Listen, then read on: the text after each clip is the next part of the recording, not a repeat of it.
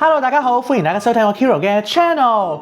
今日咧就想同大家開箱一樣，除咗層樓之外咧，我買過人生最貴嘅一樣單品啊，就係呢一個嚟自 AP 嘅腕錶啦。喺開始影片之前咧，如果大家都想睇多啲我開箱嘅影片咧，記得 subscribe 我 channel 同埋 follow 我嘅 IG 啦。好，事不宜遲，我哋即刻去片。首先咧，我哋打開咗個外盒先。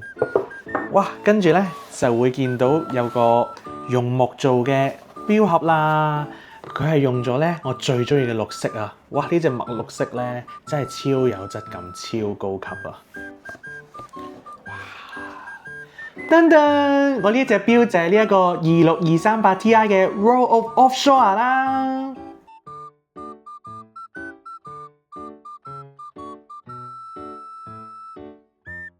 簡單介紹下呢一隻錶先啦。咁其實 AP 咧最 signature 嘅錶款咧，大家都一定同意咧，就係 Royal Oak 嘅呢一款運動錶款啦。佢嗰個八角形嘅 design 咧，其實一睇就知道係 Royal Oak 嚟㗎啦。咁但係呢一隻嘅 Offshore 咧，其實就喺1993年嘅時候啦，為咗紀念 Royal Oak 嘅20週年咧而設計出嚟嘅。咁啊，因為當時嘅年代咧，好多人啦，其實都仲係戴緊啲30幾mm size 嘅錶啦。而呢一個 Offshore 一出嘅時候咧，就以42 mm 呢一個咁大嘅 size 去面世，所以咧都震驚咗成個錶壇嘅。咁嗰個年代啦，其實啲人都仲係唔係好慣戴咁大 size 嘅錶啦，所以一開始咧都好抗拒嘅。咁但係咧又有另一批人咧就覺得AP 今次都幾大膽同埋創新喎。佢除咗咧加咗好多唔同嘅複雜功能咧喺隻 Offshore 裏邊之外咧，咁其實亦都將佢經典嗰個格紋咧係放大咗啊。咁所以咧就令到隻錶咧睇上嚟係更加 man 啦，同埋更加粗獷嘅。所以咧當時啦嗰個評價咧其實都幾兩極下嘅。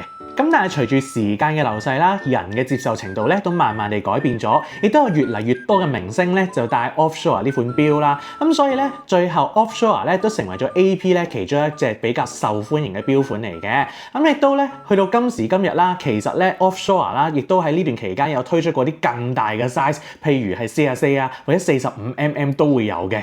咁講下呢一隻錶嘅 spec 先，我呢一隻 Offshore 咧就係42 mm 嘅 size 啦，佢嘅厚度咧係15.3 mm， 防水嘅深度咧係可以去到100米嘅，比起 Royal Oak 咧係再多咗50米添。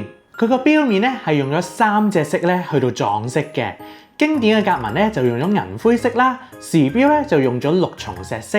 計時嘅指針同埋計時嗰粒掣咧就用咗黃色嘅，成件事咧個對比咧就好強烈啦，同埋咧係好有夏天活力嘅感覺嘅。而隨錶附送嘅錶帶咧係一隻深灰色有啲似織布紋理嘅皮帶啦，再搭配咗啲綠松石色嘅縫線咧去做 highlight， 哇，真係超靚啊！另外咧，我亦都再配咗一條咧綠松石色嘅膠嘅錶帶啦，襯落隻錶度咧係再突出啲同埋夏日啲嘅。本身咧佢嘅錶帶咧係有快拆嘅功能嘅，就咁輕輕撳啲掣咧就可以換到個錶帶噶啦，非常之方便嘅，就好似片入邊咁樣樣。機芯嗰方面咧，佢就用咗4404嘅機芯啦。比較特別啲咧，就係佢有一個咧非反計時嘅功能喎。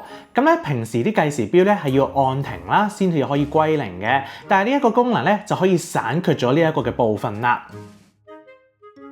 而我最中意呢一隻錶嘅地方咧，就係佢唔係用不鏽鋼去到做嘅，而係用鈦金屬去到做呢一隻錶嘅。其實咧近年好多嘅牌子嘅錶咧都會好中意咧用鈦金屬咧去到做錶啦。原因咧就係因為佢有一個好嘅優點，就係輕啦。試幻想一下咧，呢一隻牛龜咁大嘅 Offshore 42 mm 嘅錶咧，如果用鈦金屬同埋用不鏽鋼去到做咧，其實真係可以體現到一個好大嘅分別嘅。你如果用咗呢一個嘅鈦金屬去做咧，絕對咧就唔會好似用不鏽鋼咁樣做咧，就好似舉鐵咁嘅樣啦。而且咧不鏽鋼嘅硬度咧，比起鋼咧係更加之硬嘅，所以理論上咧係冇咁易刮花嘅。咁如果你話冚崩咧，就另計啦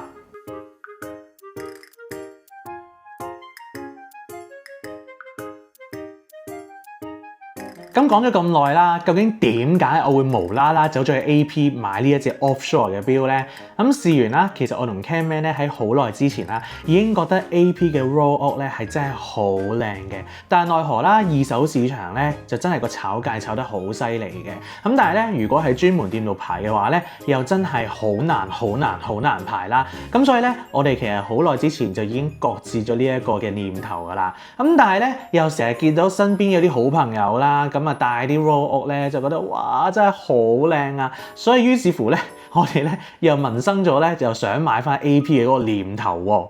咁其實咧，我哋1年前嘅時候咧，就已經同 SA 咧就打個招呼啦。咁亦都當時膽粗粗咧，就同 SA 講話啊，其實我哋都想排隻 Rolex 啊咁樣。咁我哋就俾晒卡片啊，許晒願咁樣啦。咁當然，直到而家為止，我哋都未等到啦嚇。咁然後咧，最近啦，咁我哋就即係碌下啲social media 啦，就見到咦，最近 AP 嘅 Offshore 咧都出咗啲新嘅款喎。咁嗰啲款式咧，其實個顏色咧比起以前咧都比較 fresh 啲。咁同埋咧都係比較係特別啲嘅 style 嚟嘅。咁我哋就覺得咦，不如我哋又揾下個 AP 嘅 SA 咧，同佢即係又傾下偈啦，又或者試戴下啲錶款咁樣啦。咁我哋個 SA 其實都好好嘅，咁啊都俾咗好多唔同嘅錶款咧，我哋試戴啦。首先我哋試咗呢一隻都係26年新款嘅15720 ST， 呢一隻 Offshore Diver 嘅藍色咧，比起以前嘅經典藍色係有少少綠綠地湖水藍嘅 feel 嘅。最特別咧係佢有啲玫瑰金嘅 detail 啦，令到成個錶面咧都 sharp 咗嘅。不過咧，由於佢係鋼錶同埋左上角咧有粒巴的啦，但係上手咧始終覺得咧有啲重同埋顯得大嚿啲，所以咧我哋就冇揀到佢啦。之後咧，我哋就試咗隻26240 CE 呢一隻錶咧，首先用咗綠色做主色啦，同埋咧佢係用陶瓷去到做嘅。用陶瓷做嘅優點咧，就係極度唔易刮花，但係啦，當然缺點就係價錢比較貴啲啦，同埋如果唔小心撞到佢嘅話咧，係有機會會碎嘅。我自己份人咧都比較粗魯，真係好驚咧一下唔覺意咧係會撞碎佢啊！同埋咧覺得呢一隻嘅綠色咧，令到成隻錶咧個老味咧都好重，就唔係我平時嘅 style 嘅，所以咧都冇揀到佢。最後 SA 咧俾咗我哋試我買咗嘅呢一隻26238 Ti， 其實咧我一試咧已經俾佢吸引住啦。首先咧係佢嘅配色咧係26年3隻嘅新款當中我最中意嘅，佢嗰種撞色嘅感覺咧睇實物咧係更加之突出嘅。同埋咧近年好多受歡迎嘅錶咧都係用咗6重石色咧去到做錶面，所以咧更加令我覺得咧揀呢隻咧實冇死嘅。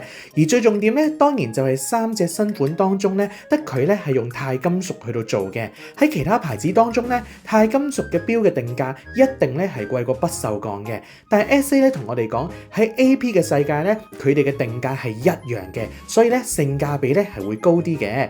咁然後再攞埋唔同色嘅錶帶咧，教我哋點樣襯法啦。所以咧，我哋最終咧就決定排佢啦。咁咧許完願排完錶之後冇幾耐咧，我哋就收到好消息，就通知我哋走去攞錶啦。所以真係好感謝我哋嘅 SA 啊！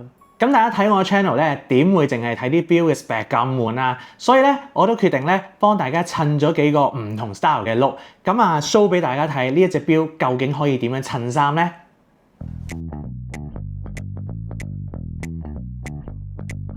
第一套 casual look 上身配咗件 Dior 嘅白色細 logo T， 下身咧就配條深藍色嘅 Chanel 26B 牛仔褲，簡單去襯托翻隻 Offshore 嘅夏天風格。第二套咧，我就襯咗套街頭風少少嘅 look， 上身咧就配黑色嘅 chrome 黑色嘅泛紋 hoodie， 下身咧就襯條 Uniqlo C 系列嘅棉褲，一身黑灰色嘅打扮咧，再將隻 Offshore 錶帶換成6重石色，將 focus 咧就放晒落隻錶之餘咧，亦都令成個 look 咧變得更潮啊！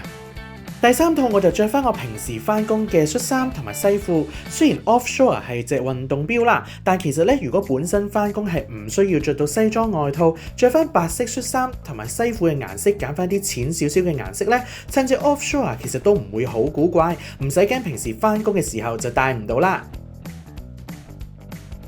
好啦，咁以上幾款嘅造型啦，唔知大家咧又覺得如何，同埋咧最中意邊一個 look咧？歡迎大家咧都可以留言咧話俾我聽㗎。